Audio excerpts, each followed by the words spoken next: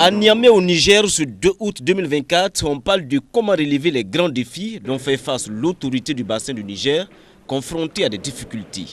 Le ministre burkinabé en charge de l'environnement, Roger Barrot, est le président du Conseil des ministres de l'autorité du bassin du Niger. Avec ses collègues en présentiel et en ligne, ils vont discuter de l'offensive à mettre en place pour faire du bassin du Niger un pôle de croissance économique pour les populations des pays membres de l'ABN. Le président du FASO, chef de l'État, est le président du sommet des chefs d'État de l'autorité du bassin du Niger. Et c'est donc naturellement que le ministre de l'Environnement, de l'eau et de l'assainissement est le président du Conseil des ministres. C'est un instrument très important face aux variabilités climatiques, à la crise sécuritaire. L'aménagement et la bonne gestion du bassin du Niger sera une solution pour nos préoccupations de développement. Jusqu'à présent, nous avons des difficultés, ça il faut le reconnaître. Et nous saluons l'hospitalité du Niger qui nous accueille certainement en présentiel avec les membres du comité technique et le personnel de l'ABN, mais en ligne pour les autres pays qui sont au total 7.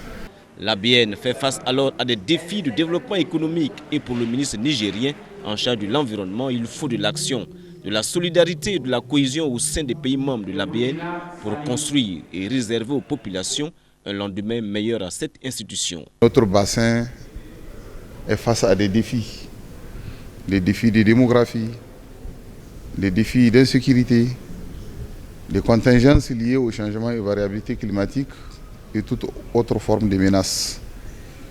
Ça veut dire que l'heure est vraiment au réveil, afin qu'on puisse non seulement, comme je le dis, servir ces communautés, mais sauver ce patrimoine qui est le bassin du Niger.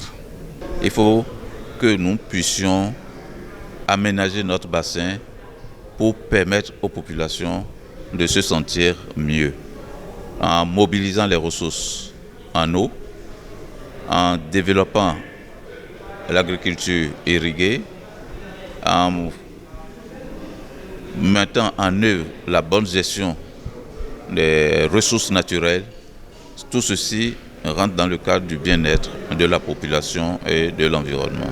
Cette 42e session ordinaire du Conseil des ministres de l'autorité du bassin du Niger a surtout examiné les recommandations proposées par le comité technique des experts pour permettre de doter à l'ABN des stratégies fortes pour la mise en œuvre des actions sur le terrain.